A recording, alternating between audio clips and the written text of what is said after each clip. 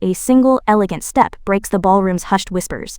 Not just any rumor, it's about Lady Natalie Aylesden, the talk of the Empire. All eyes lock onto her, captivated and wary. "Of course I know Lady Aylesden," a nobleman boasts. "What outrageous thing has she done now?" A nervous nobleman sweats, feeling the electric tension as Lady Aylesden glides past, her presence impossible to ignore. Whispers cascade through the hall like silk, each noble eager to catch the latest gossip about the infamous lady. Enter Lady Natalie Aylesden, the rival daughter of House Aylesden. Surrounded by the Empire's elite, her wealth and influence shine as brightly as her golden hair. A woman of breathtaking beauty and razor-sharp reputation, she commands respect and fear in equal measure. Beauty and danger intertwine, her reputation as sharp as the jewels adorning her neck.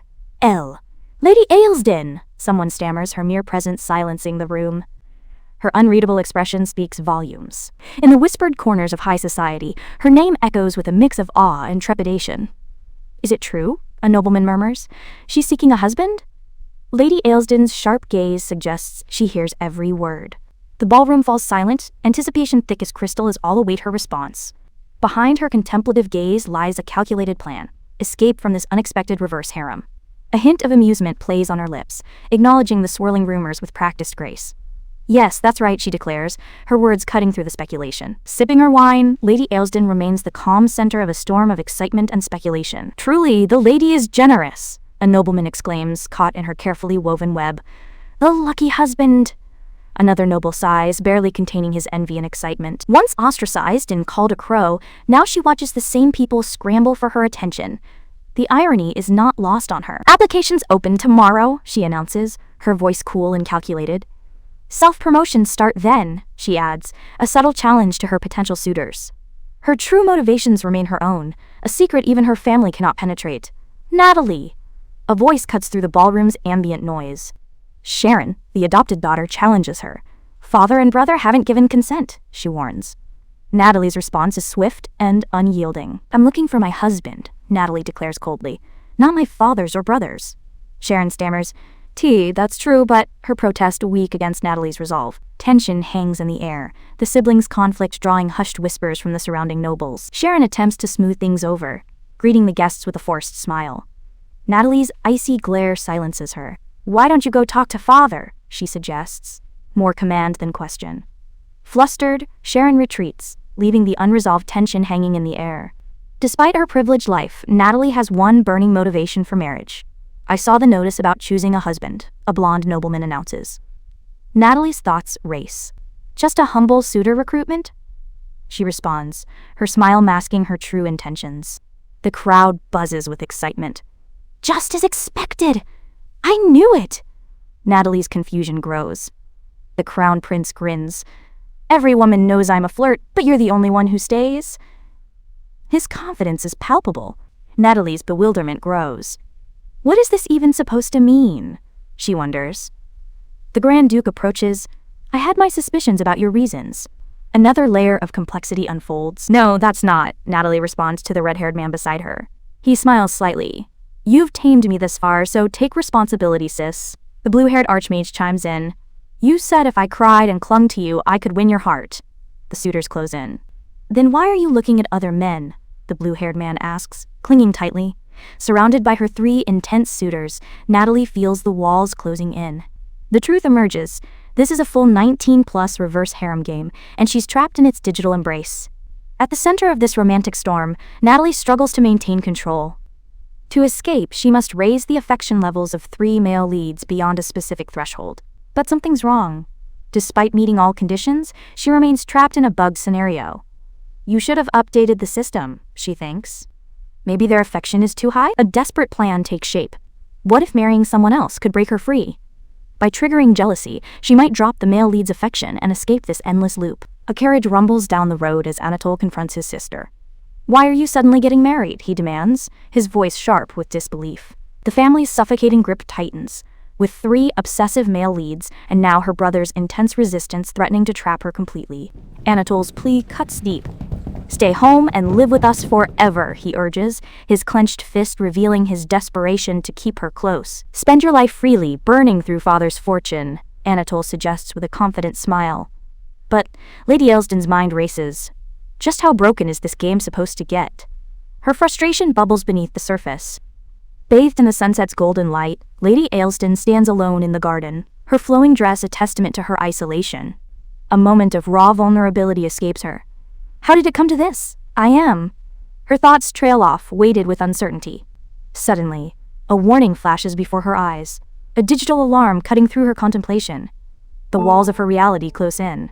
Family, game mechanics, expectations. She feels trapped, suffocating under the weight of her circumstances. Her profile appears, a digital snapshot of achievements and stats that feel more like a cage than a celebration. Barefoot and vulnerable, she steps onto the moonlit balcony, seeking a moment of peace in the night's quiet embrace.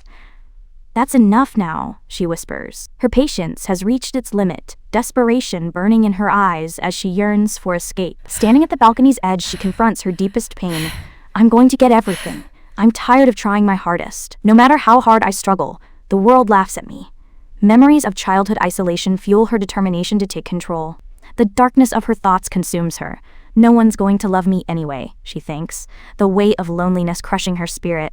Eyes closed, hair dancing in the wind, she stands near a stone pillar, a portrait of quiet desperation. A glimmer of hope breaks through her despair, a bittersweet memory threatening to surface. A shattered mirror reflects fragile memories. When a mysterious stroke of luck came to me, I secretly hoped everything might change, she recalls, clinging to that moment of possibility. Tears stream down her face. Reality crashes down. Nothing ever truly changes. Hope feels like a cruel joke. Beneath the full moon, she speaks to the universe. This world. Her words a mixture of resignation and defiance. Her story begins with a simple trip to Madame Dupre's shop, a moment that would change everything. Inside the shop, excitement builds. Stan! Lady Aylesden! Someone calls out. The limited edition hat she's dreamed of is finally within reach. A red-haired woman reveals the depth of anticipation. You've waited 3 whole years for this hat. Her excitement turns to confusion as she asks about the price. The shopkeeper offers alternatives, but Lady Aylesden remains resolute. No, give me the black one, she insists, defying the shop's 1 hat per person rule. The shopkeeper and red-haired woman exchange surprised looks at the small black hat. It's so unusual, they murmur. I am, Lady Aylesden confirms calmly. The shopkeeper nods, preparing to wrap her unconventional choice. The red-haired woman calls after her. Why did you choose something so strange? But Lady Aylesden walks away, her decision final. It's how I feel, Lady Aylesden explains, leaving the red-haired woman speechless. She reflects on her impulsive choice. Honestly, I don't even know why I did it. That small black hat just caught my eye. Someone calls her name as she leaves. Lady Aylesden sits at an elegant tea table, the afternoon light casting soft shadows. What is it? Her companion asks, sensing something is amiss. Don't be surprised, her companion says. But Madame Dupre's shop caught fire overnight and everything burned down. Shock registers on Lady Aylesden's face, a single tear threatening to fall as she processes the news. The shop is reduced to ashes. In a twist of fate, the black hat she bought was the only surviving limited edition piece, a rare treasure born from destruction. She sits quietly, examining her hand mirror, contemplating the strange turn of events that left her with this unique memento. I was lucky, she admits, feeling a mix of sympathy and wonder at her unexpected fortune. Madame Dupre announces her retirement and Lady Aylesden becomes the owner of the final, one-of-a-kind creation, a moment of unexpected destiny. My lady... What an incredible stroke of luck has come your way, a woman remarks, drawing attention to her newfound fortune. Her unique hat earns her an invitation to an exclusive outdoor horse racing party. A world of opportunity opens before her. Since this is your first race, why don't you bet on the same horse as me? A man suggests helpfully. A magnificent racehorse is set out to run today, the man points out enthusiastically. Ah, there it is, right over there, he continues, gesturing toward the track. The white horse stands out. Even international gamblers have placed their bets on this champion. Look how full of energy it is, just like a champion, he boasts. Lady Aylesden remains unimpressed. A brown horse trots by, seemingly unremarkable and overlooked. What about that brown horse? She asks. Well, just look at it, he dismisses. It's weak, no one's paying attention to it. Trust me, and invest in the white horse, he advises confidently. No. I want to bet on the brown one, Lady Aylesden declares. The man laughs. Why make such a foolish move? Whispers swirl around her. Why be so stubborn? Do you want attention that badly? Lady Aylesden ignores them, asking firmly, "Can we start already?" The race begins with a thunderous roar from the crowd. The brown horse surges forward. I acted on impulse again, she thinks, eyes closed in tension. But they're already whispering behind my back, she realizes. If I backed off now, they would mock me openly. She grips her betting stick with determination. The brown horse won! The man she bet against is stunned. How did Lady Aylesden know it would win? Wasn't this her first race? Lady Aylesden smiles confidently. I just liked that horse. Her simple intuition has stunned everyone around her. With a radiant smile, Lady Aylesden declares, I just liked that horse. Her confidence shining through. Her unexpected choice of a rare wild horse breed instantly transforms the noble's perception. Where they once mocked her, now they offer respect. Promotional page for the webtoon series. Advertising illustration featuring character artwork. Surrounded by glowing roses, Lady Aylesden sits at her ornate desk, cynically thinking, now you're trying to look good, don't even bother. Invitations flood her desk. Her newfound popularity feels hollow, but she maintains her composure, wondering about the sincerity behind each letter. Sprawled on the floor amid a sea of invitations, Lady Aylesden reflects, this might be the most attention I've ever gotten. Sure, it's not pure goodwill, but I don't hate it. She playfully tosses the letters, savoring her moment. A soft smile crosses Lady Aylesden's face. Of course I don't hate it, she whispers to herself. From behind, she watches a ballroom scene, remembering how attention always belonged to Sharon before. This is my rare chance to be loved. Just like Sharon, she declares, clutching an invitation with fierce determination. I won't let it slip away. A pale hand touches a folded letter, marking the beginning of her plan. And the perfect party just happens to be coming up, she thinks, studying the letter with calm resolve. Sitting on a luxurious red couch, sunlight streaming in, she prepares to seize her moment. Just as Sharon has always been the center of attention, Lady Aylesden awakens on the day of Viscount Renfield's masquerade ball, anticipation building. Holding her masquerade mask, she smiles softly. I even had a new dress and shoes made just for this, she thinks excitedly. The night promises an exclusive event, carefully curated by the esteemed Renfield, an opportunity not to be missed. If it's Renfield's party, father or my brother won't object, right? She reasons. I might even make some good connections. Suddenly, thunder crashes and rain pours down. It was sunny just a moment ago, she mutters, surprised by the abrupt weather change. Pressed against the window, she feels an overwhelming sense of dread. I have the worst feeling. But if I back out now, people will just laugh at me, she thinks nervously. Lightning splits the sky over the grand mansion. Still, just thinking about going to that party makes my skin crawl. You know what? I'm not going, she decides firmly. Through rain-covered windows, Lady Aylesden sits in distress, holding her head.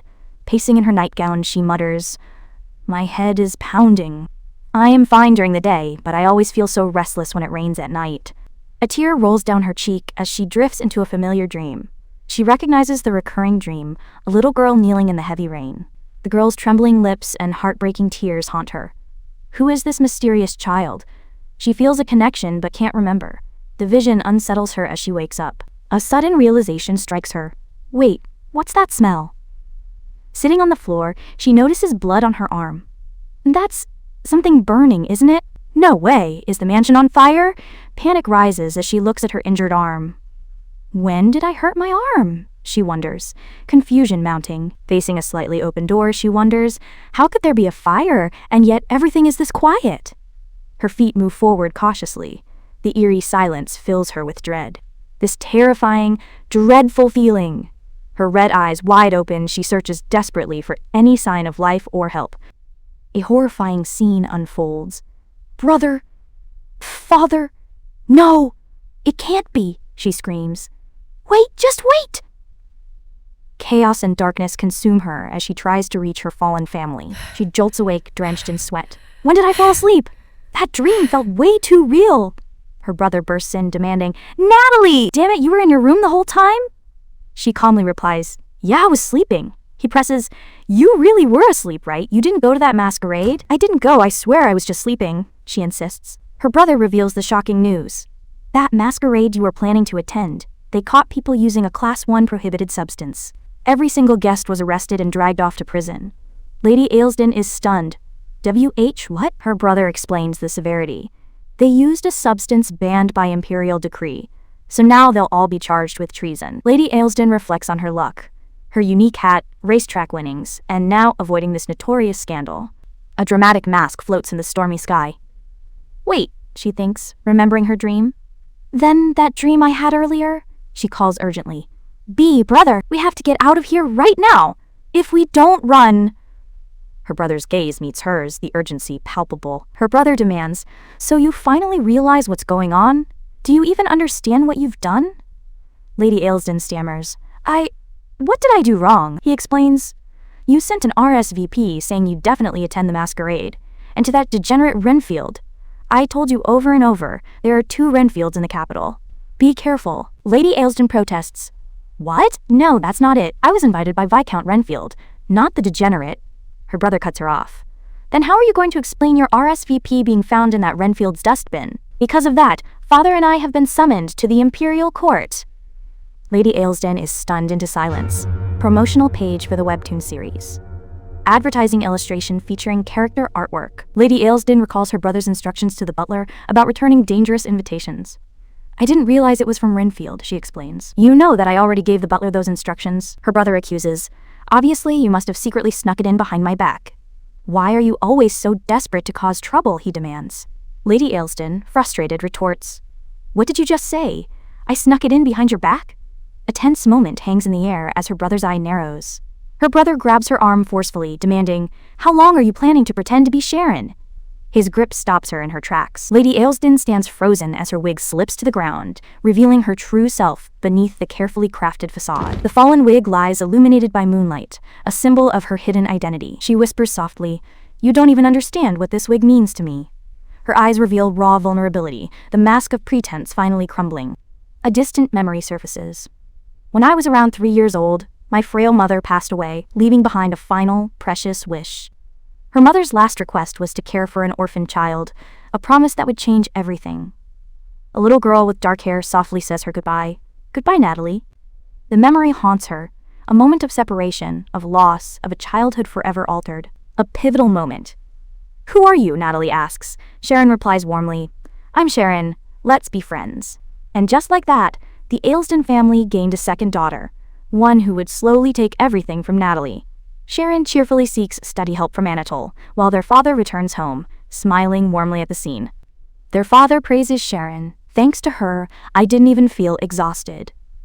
Natalie thinks bitterly, neither brother nor father had ever been that kind to me. A maid panics over broken porcelain, pleading with Natalie, Please don't do this. We maids should be the ones scolded. Natalie feels helpless and misunderstood. Natalie recalls her endless struggles. Every attempt to help only makes things worse. When she tries to greet her father, he immediately turns to Sharon, asking about another problem. Sharon attempts to comfort her. Just explain yourself. Natalie fumes, finding her words patronizing and infuriating. Her father scolds her, while Sharon tries to mediate. Natalie snaps back, feeling the injustice of the situation. Their brother protects Sharon, promising to deal with Natalie later. Sharon claims she's used to the tension. Their brother pleads for a solution, but their father cuts him off, focusing solely on Natalie's perceived faults. Maids whisper about the family's mysterious dynamics, how only the father and son can wield the light's aura, while Natalie seems like an outsider. She overhears, feeling more isolated than ever. Sitting at her vanity, Natalie contemplates her black hair, wondering if changing her appearance might finally make someone notice her. Her brother bursts in, shouting in frustration. Natalie cries out, desperate for his attention and approval. Sharon appears in a vision, apologizing for a mistake with an invitation that could have harmed Natalie. Natalie stares in shock, her red eye wide with confusion and a mix of emotions as she reaches for the door. Sharon dismisses the incident casually, while Natalie feels the deep unfairness. Her mistakes are unforgivable, but Sharon's are easily overlooked. Natalie wonders why everyone shows kindness to Sharon, but coldness to her, feeling the weight of this constant rejection. Resigned to her fate, Natalie accepts her brother's order of confinement, no longer hoping for anything to change. Sharon tries to comfort her, claiming their brother is worried. Natalie listens, her emotions a complex mix of doubt and desperate hope. Overwhelmed, Natalie questions Sharon's words. Worried about M.E.? Her frustration explodes. He's my brother, not yours. This is my family, my house. The maids scramble, sensing the rising tension. Alone in a dimly lit room, Natalie sits devastated, feeling completely hopeless. She kneels by the balcony, whispering her despair, "I don't want to live anymore." The balcony door stands open, moonlight streaming in, symbolizing her sense of emptiness. The full moon watches silently, a witness to her unchanging world. Standing on the moonlit balcony, Natalie is consumed by loneliness. She contemplates her options: continue suffering or find an escape. Webtoon credits page. Webtoon promotional page. Natalie reflects on her life as the less favored daughter, longing to return home one last time. A mysterious voice hints at forgotten memories. A voice whispers that the world isn't real, challenging Natalie's perception of reality. Standing outside at night, Natalie feels a supernatural presence reaching toward her. "Yeah, I had completely forgotten," she realizes, her world shifting beneath her. Natalie understands she's a player trapped in a game, not living in reality. Determined, she resolves to change her fate and find her own happiness. She recalls her obsession with an otome game, once holding the top rank with unwavering dedication. Overnight, her rival pushes her from first place, a shock that ignites her competitive spirit.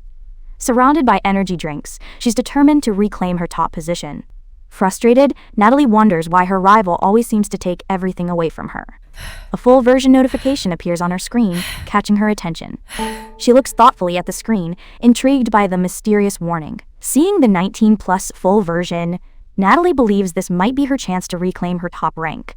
She logs in before anyone else, determined to seize her opportunity. Suddenly, she finds herself transported into the game world, completely disoriented and confused. Natalie discovers herself as a tiny baby in this strange new world, wondering what bizarre twist of fate has brought her here. The game's mechanics reveal themselves to be far more complex than she initially understood. Most shockingly, there's no logout option. She's completely trapped in this world. The heroine's story transforms. She becomes the daughter of a powerful duke, her destiny rewritten. A loving woman cradles baby Natalie, while Natalie secretly plots to capture the male leads and find her way back home. As time passes, Natalie begins to wonder when she first lost sight of this being just a game. She recalls being aware as a child, originally planning to strategically capture the male leads and escape. But Sharon's unexpected appearance changed everything, throwing her carefully laid plans into chaos. Spending time with Sharon made her gradually blend into this world, losing her original sense of purpose. She realizes jumping off the railing would permanently trap her in this game world, a risk she now understands deeply. A critical warning flashes. She cannot log out until reaching her goal, with dire consequences if she dies before completing her mission. Natalie feels relieved her memories returned just in time to prevent another cycle of suffering. She holds her shoe, thinking how a moment's delay could have forced her to repeat her painful journey. With careful steps, she moves forward, determined to change her fate and break free from past mistakes. Looking back, she sees her past self as weak, but now burns with determination to transform her destiny. She smiles confidently, acknowledging her previous pitiful state and vowing to rise above it. Like the radiant sun rising, she will no longer hide in shadows but shine with her own brilliant light. She wonders if things will finally be different this time, hope flickering like a delicate flame. Carefully planning her next moves, she prepares to meet the male leads and secure her position as the Duke's daughter. She feels fortunate that the moment when all 3 male leads will gather is approaching. Her subconscious memories guide her actions, helping her navigate this complex game world with surprising precision. A sudden realization strikes her about the dangers lurking in the game's basic version. Fire-type monsters could potentially attack, threatening to turn the entire estate into a blazing inferno. With unwavering resolve, she commits to protecting the Aylesden estate at all costs. She stands firm, determined to prevent the impending disaster and save her home from destruction. To achieve her goal, she knows she must meet a crucial person who can help her. Roger Crawford emerges as a complex character, blessed and burdened by the water god's powerful love. Frustrated and struggling, Roger mutters in anger, fighting to control his overwhelming water powers. Alone in a dim room, his hands tremble with uncontrollable magical energy, revealing his inner turmoil. The narration reveals that Roger also needs Lady Aylesden's help, their fates mysteriously intertwined. She sees this as a convenient opportunity to advance her own plans. Seated confidently, she prepares to leverage this situation to her advantage. Lady Aylesden arrives at Crawford Mansion, recognizing the location from her memories. As she steps from the carriage, she notices the mansion feels eerily different from her memories. A servant explains the mansion's rare visitor policy, with minimal staff maintained. Lady Aylesden feels unsettled by the noticeable changes in the mansion's atmosphere. She realizes the mansion's details have subtly shifted in the complete version, yet still match her vague recollections. Determined, she walks confidently toward the mansion entrance, ready to execute her plan. The mansion's neglected state startles her, raising questions about what might have happened. A crow suddenly swoops down, causing her to shield herself in surprise at the unexpected intrusion. She calls out, wondering who is present in this seemingly abandoned place. A man surrounded by swirling water appears, stating they weren't expecting any visitors. He is identified as Roger Crawford, a man beloved by the water god. Roger demands to know her identity, his magical water powers swirling around him. Lady Aylesden introduces herself formally as Natalie Aylesden, daughter of Alston Aylesden, and bows deeply. Roger asks about her purpose, standing tensely with crossed arms. Natalie looks up, her red eyes sparkling with determination, ready to make her proposal. Roger looks surprised, his glowing eyes revealing his shock. Natalie confidently declares she has come to put forth a proposal, standing elegantly in the ornate setting. With unwavering confidence, she prepares to negotiate her terms. A steaming teacup is carefully placed on the table, setting the stage for their delicate conversation. Natalie can't help but critique the refreshments, her noble standards showing through her critical eye. The maid shifts uncomfortably, feeling the weight of Natalie's intense gaze in the household's declining state. A dark thought crosses Natalie's mind. Could Roger's financial situation have crumbled in this version of events? Roger enters firmly, dismissing the servants and revealing the mansion's bare state. A cheerful maid offers her assistance, her smile masking the mansion's obvious struggles.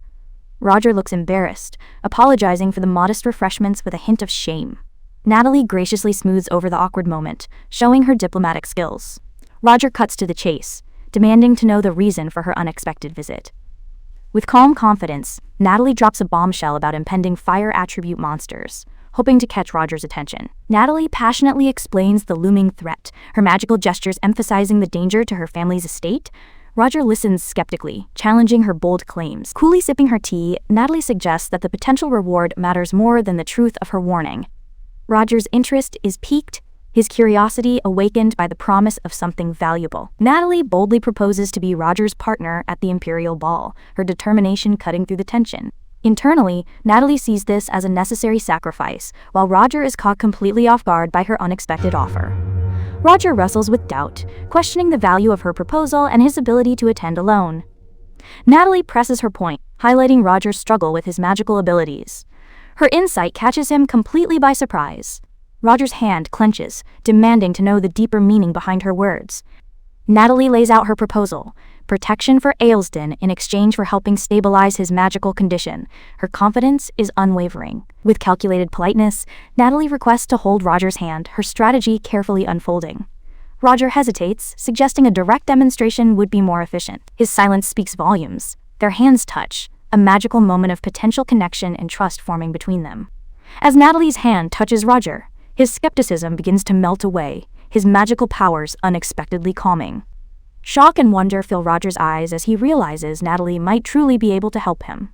Roger contemplates Natalie's unique ability, his water magic swirling calmly around him as he recognizes her potential value. Natalie explains the importance of their partnership, emphasizing how challenging it would be for Roger to control his powers alone. Accepting her proposal, Roger sees a potential path to stabilizing his magical abilities through their partnership. Natalie thanks Roger, her confidence shining through. Roger warns her about potential consequences if her claims prove false. With an apple in hand, Natalie remains confident, her mind already racing ahead to the next night's challenges. Roger tempers her enthusiasm with a stern warning not to get her hopes up. Satisfied with her progress, Natalie leaves the meeting feeling she's successfully taken the first step in her plan. Their alliance is sealed. Natalie will be Roger's shield, and he will become her weapon in the face of impending danger. Roger marvels at the unexpected calm in his magical abilities, wondering how Natalie achieved such a remarkable effect. Natalie reaffirms her promise to stabilize Roger at the ball, solidifying their partnership with a gentle smile. A servant announces Lady Aylesden's return, breaking the silence of the mansion. Roger discusses Natalie's credibility with another man, intrigued by the sincerity in her eyes. Her eyes held no trace of deception, leaving Roger deeply contemplative. Roger stands alone, contemplating a potential chance to make amends for past mistakes. Reflections of preparation shimmer around him as he readies himself for the challenges ahead. With renewed confidence, Roger adjusts his coat, determined to make a meaningful difference. Natalie carefully enters the mansion, noting the absence of her father and brother. Moving with stealth, she tries to slip inside without being noticed. Sharon and another woman spot Natalie, immediately questioning her movements. Natalie attempts to downplay her outing, claiming she just went out for air.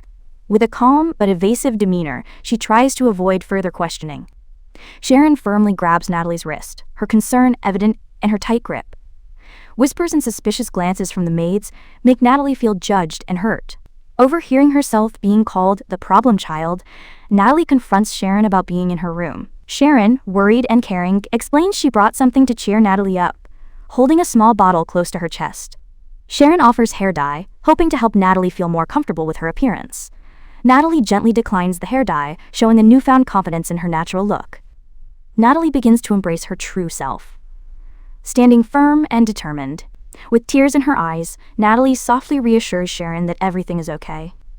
Natalie confidently explains she no longer needs to hide behind a disguise, accepting her natural identity. Confident and radiant, Natalie walks away, embracing her blonde hair and true self. Sharon stands devastated, with maids trying to comfort her after the hair dye incident. Natalie's inner strength shines through, leaving a lasting impact on those around her. A suspicious maid wonders if Natalie's actions were intentional. Sharon supports Natalie wholeheartedly, her love shining through her tears. Whispers spread through the mansion about Natalie's unexpected transformation. Anatole bursts in, furious about Natalie's disobedience and her unauthorized outing. Surprising Anatole, Natalie immediately apologizes and takes responsibility. Anatole is stunned by Natalie's unexpected response. Caught completely off guard, Natalie acknowledges the trouble she's caused and promises to be more responsible. Natalie stands firm, offering to accept punishment, her calm demeanor surprising Anatole. Natalie boldly offers herself for punishment, shocking Anatole with her unexpected compliance. Natalie pushes Anatole to follow through, her patience wearing thin. Anatole struggles to respond as Sharon dramatically interrupts the tense moment. Sharon desperately calls out to her brother, trying to defuse the situation. Sharon pleads with Anatole to calm down, pulling him away from confronting Natalie. Anatole reluctantly postpones the conversation, sensing something deeper is happening. Natalie reflects on her quick tactics, realizing she's now uncertain how to proceed. Natalie prepares mentally for the impending disaster, her determination growing. The clock ticks closer to midnight, with Natalie resolute in her plan to survive. Practical to the end, Natalie considers her footwear for the coming challenge. Natalie sits by the window, her mind focused on the impending threat. Her resolve hardens. She will change her fate, no matter the cost. The estate waits in eerie silence as night falls. Natalie senses something is wrong, the air thick with impending danger. Tension builds as the moment of truth approaches. The clock strikes midnight, marking the beginning of chaos. A massive explosion tears through the estate, sending terror through the night. Panic erupts as a fire monster appears, confirming Natalie's worst fears. Natalie surveys the destruction, hoping Roger will arrive before casualties mount. Natalie realizes something has gone terribly wrong with her original plan.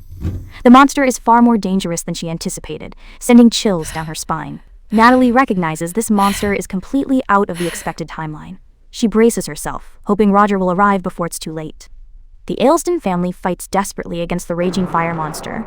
Anatole warns of the monster's overwhelming strength, their light magic useless against it. The family patriarch prioritizes evacuation over fighting the monster. A servant rushes in with urgent news, increasing the tension. The horrifying news. Young ladies are trapped inside the burning mansion. The father realizes with horror that some family members may not have escaped. Anatole spots something in the burning building, his voice filled with panic. The flames threaten to consume Natalie and the others trapped inside. Natalie fights panic, refusing to accept death as an option. Sharon trembles in fear, desperately calling out to her sister for help. Natalie tries to guide Sharon to safety amid the raging flames. Anatole and their father rush in on horseback, racing against time to save their family. Natalie wipes sweat from her face, hoping her family will rescue Sharon in time. With urgent calm, Natalie instructs Sharon on how to escape, guiding her through the dangerous moment. Sharon trembles with fear, paralyzed by terror and unable to move. Natalie pushes Sharon to act, reminding her that survival is the only option right now. With a forceful push, Natalie propels Sharon into action, knowing hesitation means certain death. Anatole catches Sharon mid-air, rescuing her from the burning building. Anatole calls out to his father, desperate to save Natalie as well. Natalie moves determinedly through the flames, refusing to give up hope of survival. A monstrous threat attacks, casting a fiery magical assault. Roger arrives just in time, using water magic to shield Natalie from certain destruction. Natalie's eye widens with relief, finally seeing her rescue is imminent. Roger's magical water steps extinguish the surrounding flames, creating a path to safety. Roger lifts Natalie to safety, their dramatic rescue illuminated by magical light.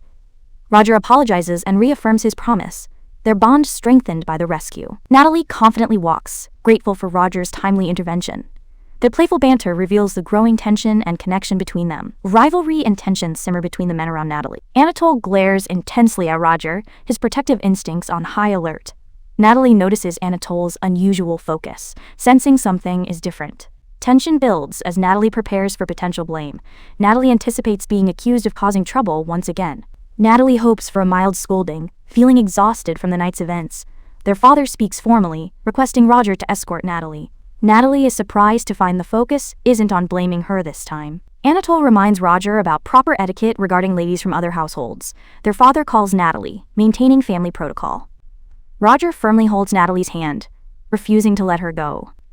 Natalie expresses deep gratitude to Roger for saving her life. Roger offers to take Natalie to the parlor, showing concern for her well-being.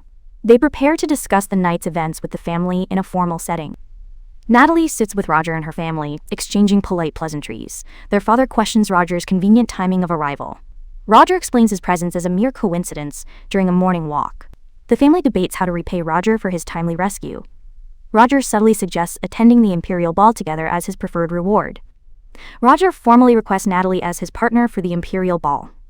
Natalie agrees to be Roger's partner, with Anatole reluctantly accepting. A tense negotiation unfolds as the family discusses Roger's request. Roger prepares to leave, stating he needs no further reward.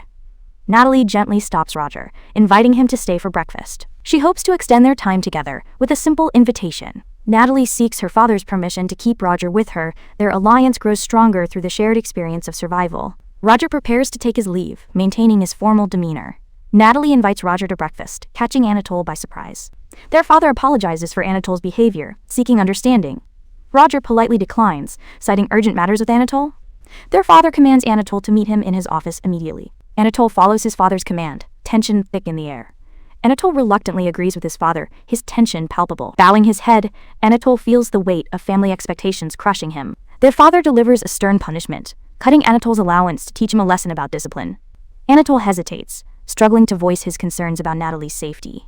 Anatole's hand clenches with worry, revealing his deep concern for Natalie. Anatole warns his father about Natalie's potential to break family rules, showing his protective instincts. Their father reflects on the perfectly orchestrated romantic scenario designed to capture Natalie's heart.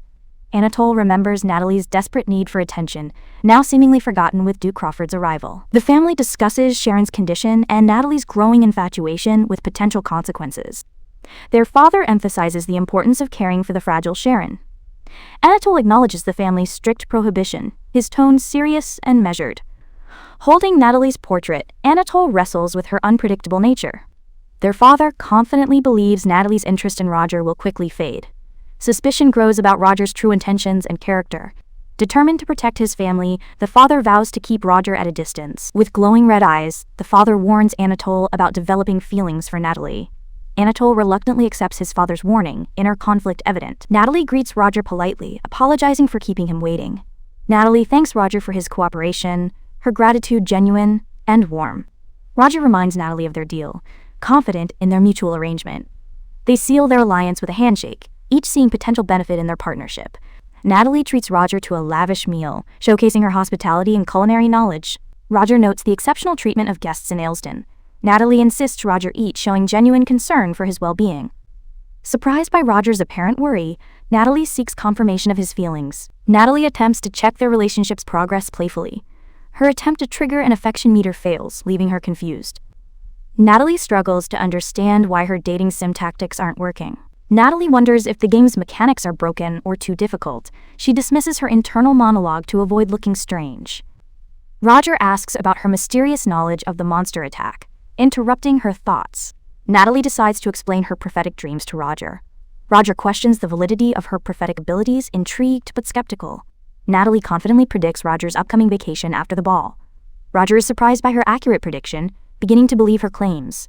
Roger playfully guesses at Natalie's future intentions.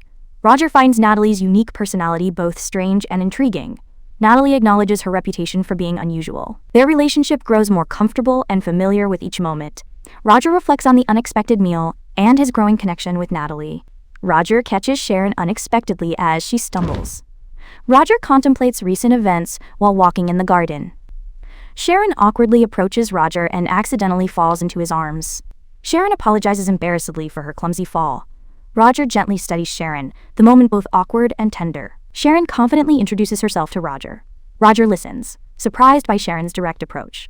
Sharon offers to repay Roger for his help during the recent crisis. Roger dismisses her offer with a quiet response. Roger makes it clear his interest lies with Natalie, leaving Sharon confused. Sharon looks puzzled, admitting her father hasn't told her anything yet. Roger clarifies he's talking about Natalie Aylesden, not Sharon. Sharon is shocked by Roger's words. He leaves, leaving her completely bewildered about his intentions.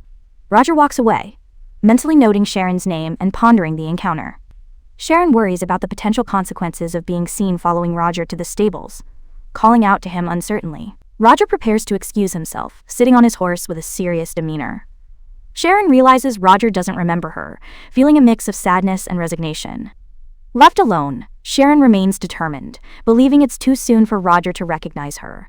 Sharon smiles gently, promising herself she can wait and hoping to be recognized soon.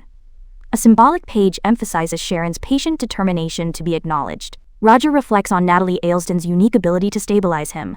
Roger notices his body feels unusually stable after touching Natalie. He realizes not all Aylesden family members share the same magical ability, making Natalie truly special. Roger receives a letter and gift from Natalie Aylesden, intriguing the servants. A silver brooch arrives from Natalie, with servants encouraging Roger to accept her thoughtful gift. Roger carefully reads Natalie's letter, addressed to His Grace, Duke Crawford. Natalie writes a gentle note, hoping Roger will wear the brooch to the upcoming ball. Roger accepts the gift, touched by Natalie's considerate gesture. The butler confirms Natalie will be pleased with Roger's response. Roger wonders what else he might send to Natalie, feeling slightly embarrassed about their first meeting. He remembers offering only tea during their first encounter, worrying she might think they're poor. Roger appreciates Natalie's small act of kindness, finding it unexpectedly pleasant. He reflects on a lost child and wonders about the potential connection to Natalie. Natalie prepares for the Imperial Ball, questioning if this is another price for her past sins. Her family tries to discourage her, but she remains determined. Anatole questions Natalie's motives for attending the ball, reminding her of the reduced punishment they negotiated. Natalie responds with exhaustion, telling Anatole to stop trying to understand her. Anatole is confused by Natalie's sharp words. She insists he stay out of her business. Their father warns Natalie sternly, while Sharon tries to keep peace between them. Natalie reflects on traveling to the palace with her family for the first time. Anatole grumbles about Natalie's mood during the journey. Natalie asks to be let out of the carriage to avoid further conflict. Anatole is surprised by Natalie's decision to walk, but she remains determined to go her own way. Anatole offers to escort Natalie to the ball, with Sharon feeling left out. Natalie remains distant. Natalie arrives at the palace, calling for Miles and feeling excited. She's determined to speak with Roger. Natalie stands before the majestic imperial palace, contemplating its significance. She focuses on her mission, particularly her plan to meet the crown prince. The crown prince, Amon Luxor, is introduced in his royal attire. Natalie strategizes about pursuing the crown prince route in her game-like approach to relationships. Natalie focuses on catching Roger's attention at the ball. She approaches Roger confidently, determined to make an impression. Webtoon credits page. Continuation of Webtoon credits. Natalie and Roger walk arm in arm, drawing attention at the ball. Guests whisper about the mysterious lady accompanying the usually cold Duke Crawford. Gossip spreads about Natalie Aylesden, known as the quote toadstool of Aylesden. Discussions arise about Natalie's original blonde hair, reminiscent of the late Lady Aylesden. Natalie reflects on her past attempts to imitate Sharon by wearing a black wig. She decides to embrace her true self, letting go of the need to imitate others. Natalie stands confidently, no longer feeling the need to change herself. Roger questions her motives, asking what she hopes to gain from her elaborate plans. Natalie challenges Roger to be more honest, offering her help to calm the unstable power of Whitefish. Roger reflects on Natalie's ability to cut right to the heart of matters. Roger asks Natalie to stay longer, sparking a playful exchange between them. Roger struggles to complete his request, caught mid-sentence. Curious men in blue uniforms interrupt, revealing their presence and interest in Natalie. The men tease Roger about his companion, leaving him embarrassed and flustered. The men playfully comment on Roger's busy social life, drawing attention to Natalie. Natalie quietly observes Roger's interactions, analyzing his social dynamics.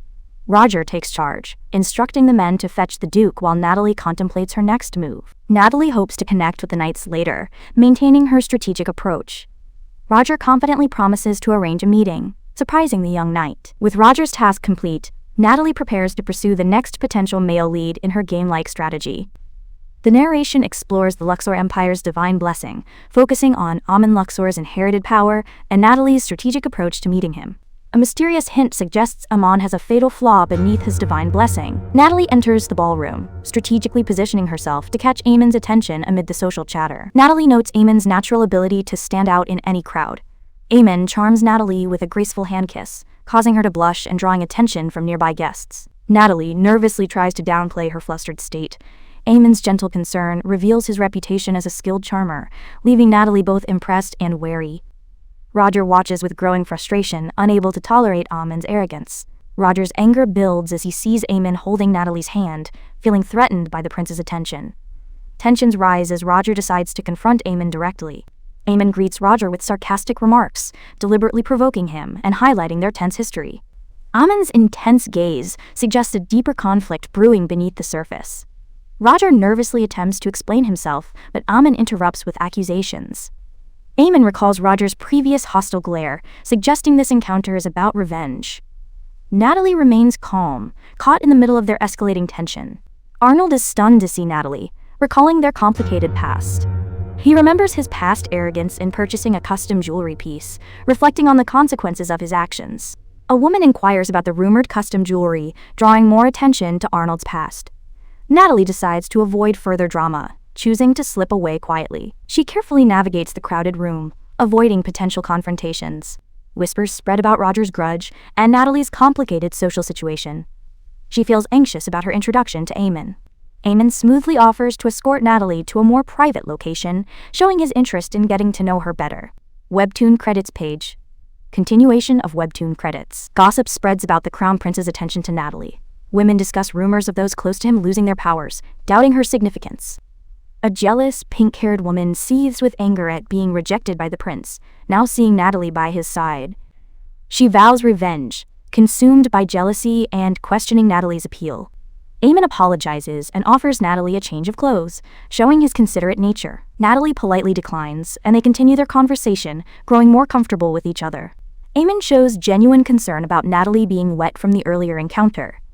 Natalie suggests drying off in the garden, hinting at her desire for a private moment. Amon eagerly proposes a walk together, seeing an opportunity to spend more time with her. Amon guides Natalie to a hidden garden, presenting it as a peaceful retreat. He hopes the garden will make up for her taking a drink meant for him earlier. Natalie is touched by his thoughtful gesture and genuine kindness. Natalie is surprised by Amon's strategic intervention in social situations. She astutely observes his survival tactics, noting how he gives people what they want. Amon is amused by Natalie's perceptive insight into his social maneuvering. Amon recognizes Natalie's sharp insight, hinting at their shared complex backgrounds.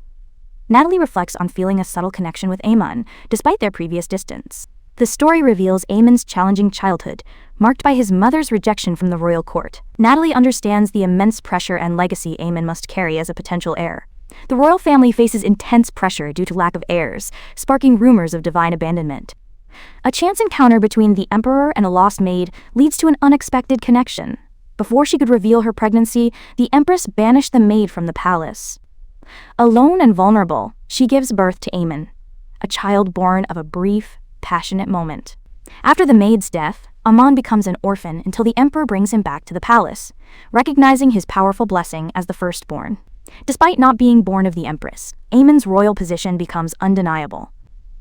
With the empress's child born, Amon awaits his divine blessing, but Paradel awakens his powers first. Paradel's weak abilities prevent him from ruling, fueling his deep resentment towards Amon. Paradel taunts Amon about his birth timing, highlighting their bitter rivalry.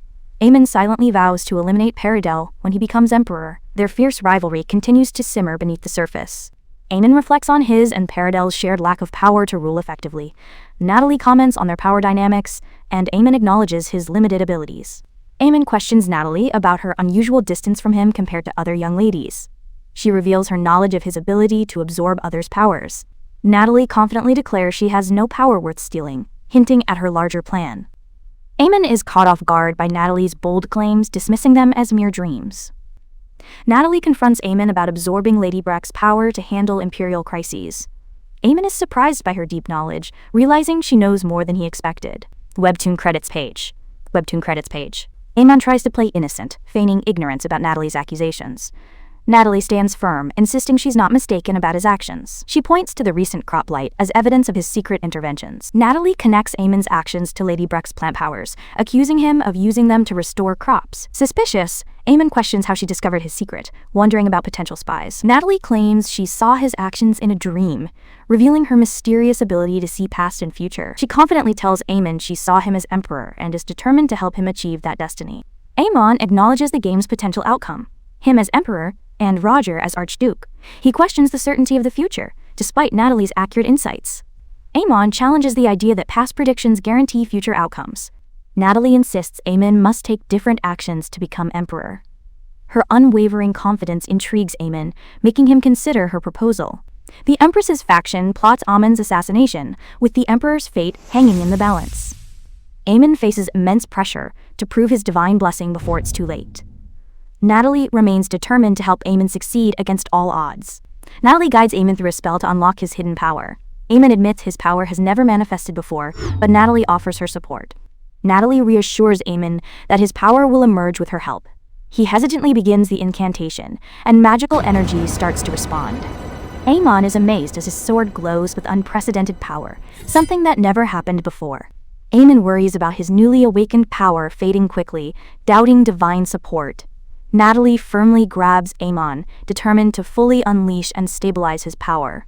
Assassins lurk in the shadows, plotting to kill Amon before he can fully awaken his abilities. The assassins launch a magical attack, chanting for Gliori's glory, and catching Amon and Natalie by surprise. Amon protectively shields Natalie, urgently telling her to escape the sudden danger. Natalie confidently guides Amon, helping him unlock his true potential. With a magical incantation, Natalie helps Amon tap into his hidden power, carefully guiding his steps. Magical plants spring to life, trapping the assassins as Amon repeats the incantation. Natalie stands firm, promising Amon his path to becoming emperor. Humbled and slightly nervous, Amon questions his destiny. He's grateful for Natalie's unwavering belief in his potential. Natalie is determined to prove the doubters wrong, challenging the expectations placed on Amon. She wants to show that they are both more powerful and significant than others believe. Natalie boldly declares her intention to silence the critics. Amon laughs, accepting her passionate explanation. Their alliance deepens, promising to be closer and more united than anyone else. Webtoon credits page. Webtoon credits page. Natalie believes a close relationship with Amon is crucial to her plan. Amon agrees, understanding the strategic importance of their alliance. Amon feels relaxed with Natalie, looking forward to her upcoming visit to the palace. They discuss the upcoming manuscript gatherings with a sense of anticipation. Natalie finds amusement in how their conversation could be mistaken for a romantic encounter. Amon gently touches Natalie's hair, wanting to prolong their moment together. Natalie warns of approaching nights and the consequences for the unconscious attackers.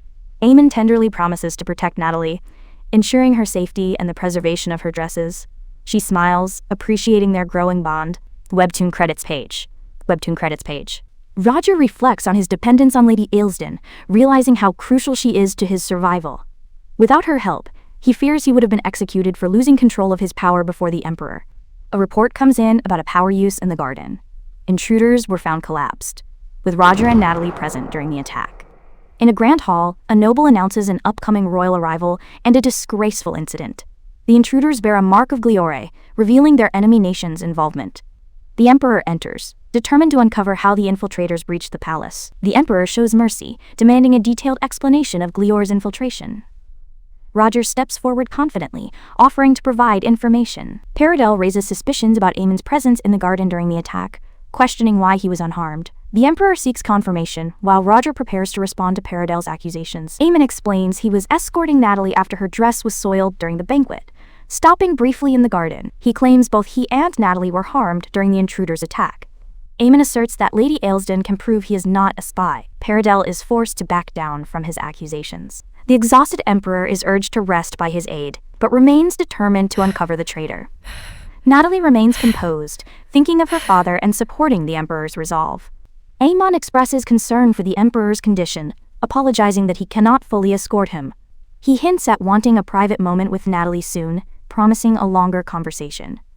Natalie nods, understanding the importance of their strategic alliance. Roger thanks Amon for looking after Natalie and takes charge of escorting her.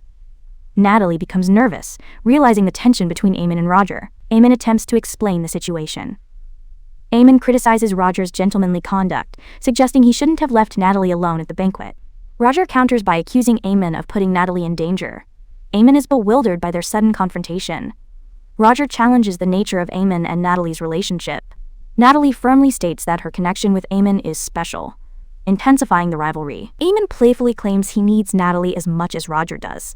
Natalie finds their childish argument unexpectedly amusing. Natalie worries about the potential conflict between Eamon and Roger, remembering how male leads can become dangerous when competing for the heroine. Webtoon credits page. Webtoon credits page. Roger checks on Natalie's well-being after the garden incident. She reassures him she's fine. Roger insists on his duty as her partner. Natalie reflects on the events that occurred during her absence. Roger points out the challenges he faces, noting the many people who dislike him. He seems unconcerned about a minor injury. Natalie is surprised by Roger's unexpected concern for her well-being. Roger offers a delicate handkerchief, revealing a gentler side to his personality. Natalie blushes as an unexpected affection meter pops up, showing a tiny spark of progress. Roger looks bewildered by the sudden affection meter. Natalie gently touches his face, enjoying their unexpected moment of connection. Roger touches his face, confused by Natalie's sudden attention. Natalie nervously brushes something off Roger's face, trying to play it cool. She chuckles to herself, finding the game-like moment both amusing and slightly ridiculous. Anatole interrupts dramatically, demanding Roger let go of Natalie's hand. Anatole pulls Natalie away, scolding Roger for his absence and sudden closeness. Natalie worries about losing her hard-earned affection points. Natalie sighs, wishing Anatole would just ignore her like usual. She confronts Anatole, calling out his hypocrisy about relationships. Natalie boldly points out Anatole's past behavior with Sharon, leaving him stunned and speechless. Anatole protests, while Roger steps in diplomatically, trying to diffuse the tension. Natalie realizes she's gone too far and decides to apologize to her brother. Natalie plans to leave with Roger, but Anatole reveals their father is coming to pick her up, showing unexpected concern. Natalie is puzzled by Anatole's unusual behavior. Roger promises to make up for his previous shortcomings, leaving Natalie with mixed feelings. Anatole warns Roger to stay away from Natalie, catching him completely off guard. Natalie confronts Anatole, frustrated by his constant criticism and interference in her life. Their father steps in, warning Anatole about disgracing the family in public. Their father scolds Anatole, who apologizes and is instructed to take Sharon inside. Natalie is ordered into the carriage by her father, feeling awkward about being alone with him. Webtoon credits page. Promotional page for other webtoon series. The Emperor reflects on the challenges of spending time with Eamon due to political pressures. The Emperor apologizes to Eamon, wondering about the possibility of resurrection. Natalie thinks about Aaron's help in revival. Natalie expresses gratitude to Aaron for his help. She challenges Eamon to reveal his hidden abilities. Natalie encourages Eamon to embrace his power to gain more support. Eamon discusses his hesitation to reveal his full potential with the Emperor, who warns him not to become trapped. Paradel confronts Eamon, accusing him of using tricks to gain the Emperor's favor. Eamon responds with a playful taunt. Paradel insults Eamon, questioning his worth and demanding information about the woman he was with.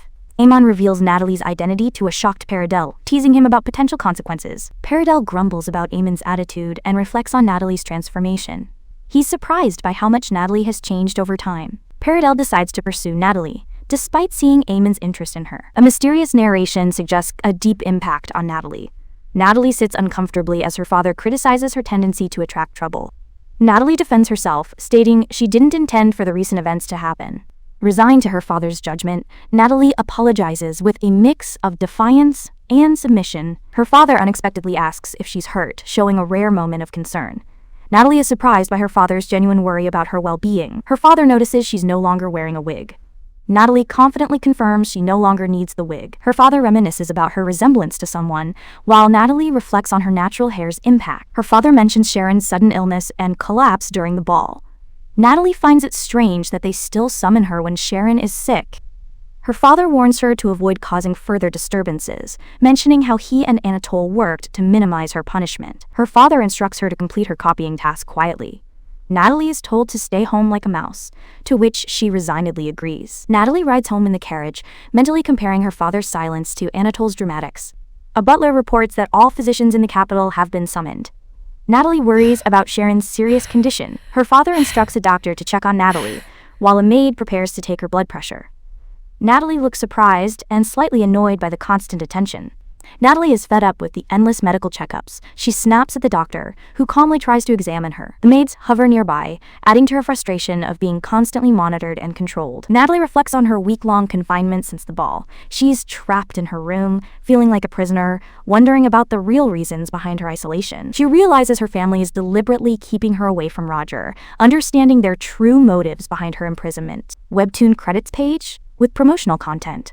Additional promotional page for other webtoon series. Anatole confronts his father about their family's harsh methods. His father justifies their actions as protection, claiming everything they do is for the children's sake, leaving Anatole frustrated and conflicted. Anatole questions the point of their actions if their children aren't happy, revealing his deep concern for family well-being.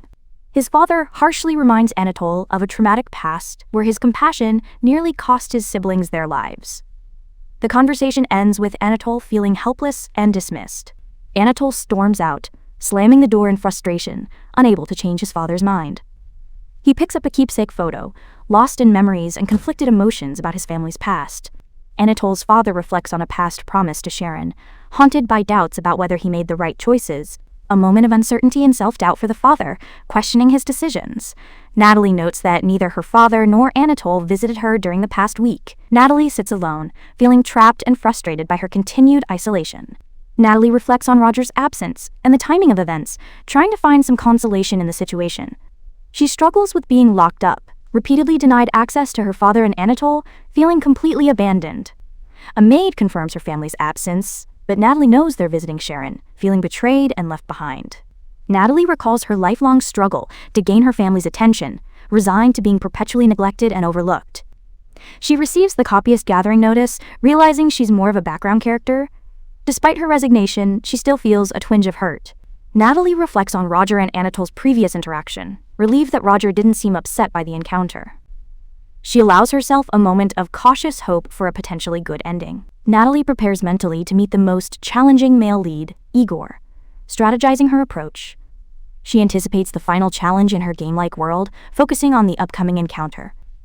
At the Imperial Palace, Natalie arrives for the copyist gathering and is instructed to choose a book to transcribe. Natalie notices there's only one book left, the history volume, and prepares to copy it quickly. She begins transcribing, eager to finish and meet Amon, confident in her knowledge of the text. While copying, Natalie notices something unusual about the book's content, realizing the text is not in its expected chronological order.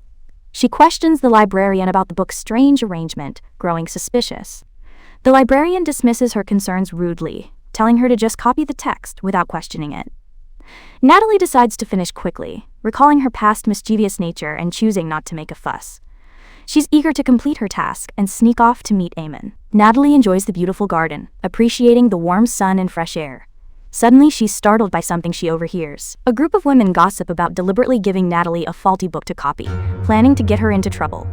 They hope she'll be punished for poorly copying the intentionally scrambled text. Natalie wonders why these women seem to hate her so intensely, reflecting on whether she's truly done anything to deserve such treatment. She realizes these are Sharon's friends and begins to understand the source of their animosity.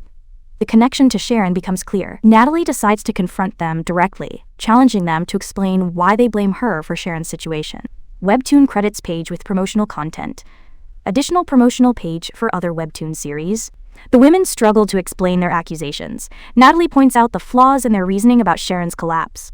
She responds defiantly, refusing to accept blame for something she didn't cause. Natalie challenges their accusations, questioning the logic behind blaming her for Sharon's situation and demanding a clear explanation. A woman in an elegant dress laughs lightly, revealing the underlying tension and frustration of their social interactions. A conversation reveals the cruel gossip among nobles, dismissing people as mere playthings or puppets for their entertainment.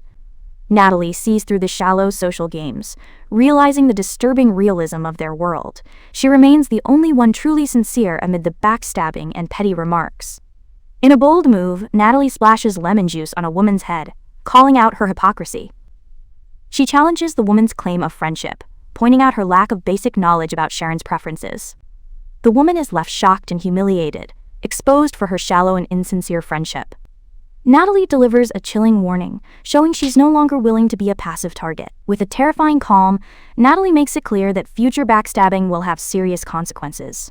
Her transformation from a pushover to a force to be reckoned with is complete. Natalie feels the weight of her challenges, contemplating the enormous task ahead of her. Exhausted, she sighs deeply, wondering how long it will take to rebuild and fix everything. A man notices her deep sigh, sensing something is troubling her. A confident red-haired man comments on Natalie's recent confrontation, admiring her intimidating approach. He flirts playfully, suggesting he would have pursued her earlier if he'd known how bold she could be. Natalie remains unimpressed by his charm. The man teases Natalie about their past interactions, recalling how she once led the teasing and called him a crow. Natalie responds with a half-hearted apology, showing their complicated history. Natalie brings up the cruel bets he and his noble friends made about her marriage prospects. The man looks guilty, remembering their harsh prediction that she'd die old and alone. Reflecting on his past cruelty, he feels the weight of his previous words. The red-haired man tries to brush off the past, claiming things have changed. Paradel arrives, adding tension to the conversation. Amon comments on the underlying rivalries. Amon dismisses further conversation, cutting short the interaction with the red-haired man. Natalie warns the second prince to remember this encounter. Paradel sees with anger, feeling insulted. Natalie then turns back to Amon, ready to continue their discussion.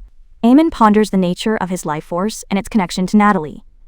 Natalie realizes their bond is more complex and profound than she initially thought. Natalie explains that physical contact is crucial for their unique connection. She notices Amon seems less worldly and more naive compared to before. Amon thanks her for helping him present a gift to the king, hinting at deeper intentions.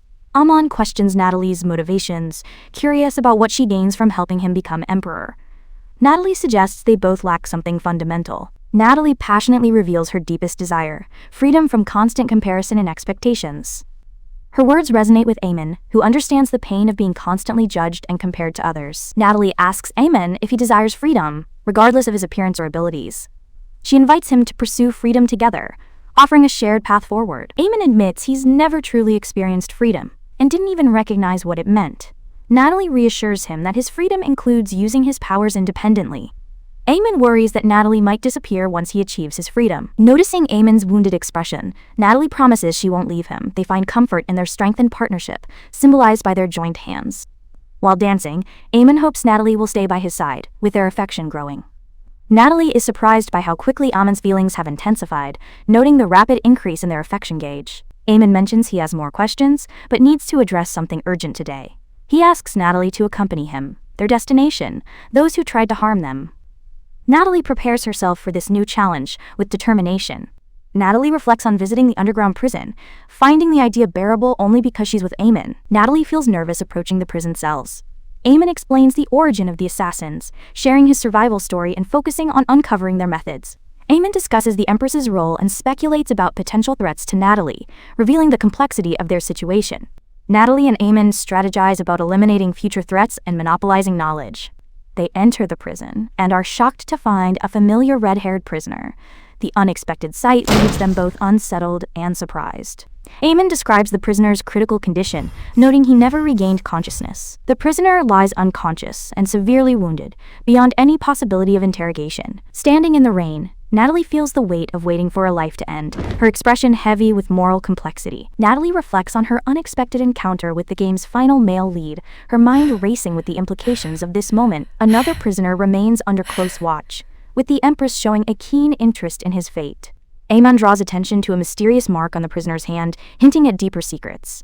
The complex history between Glior and Luxor unfolds, revealing the high-stakes political landscape that threatens to consume them all. Two mysterious figures move through a grand hall, symbolizing the fragile power dynamics of Glior's realm. Natalie prepares herself, her inner fire matching the swirling flames that surround her, ready to face whatever challenges lie ahead. The King of Glior marks his ability users with a divine emblem, turning them into living symbols of the kingdom's power and destiny. Natalie wrestles with a critical decision. Igor's survival is crucial to the storyline, and she's determined to save him against all odds. The weight of potential consequences crushes Natalie, her emotions raw and her resolve tested by the harsh realities of this world. Her clenched fist becomes a symbol of unwavering determination, promising to change their fate. Roger, Amon, and Igor emerge as key players in a complex narrative. Natalie sees her mission as ensuring their happiness and survival. Beyond mere survival, Natalie realizes her true goal is to secure happiness for the male leads, transforming her perspective. Amon's gentle concern breaks through Natalie's troubled thoughts, offering a moment of compassionate support. With unwavering resolve, Natalie makes a bold request. She wants full authority over Igor's punishment, demonstrating her growing confidence and agency. A page of webtoon credits, hinting at the broader narrative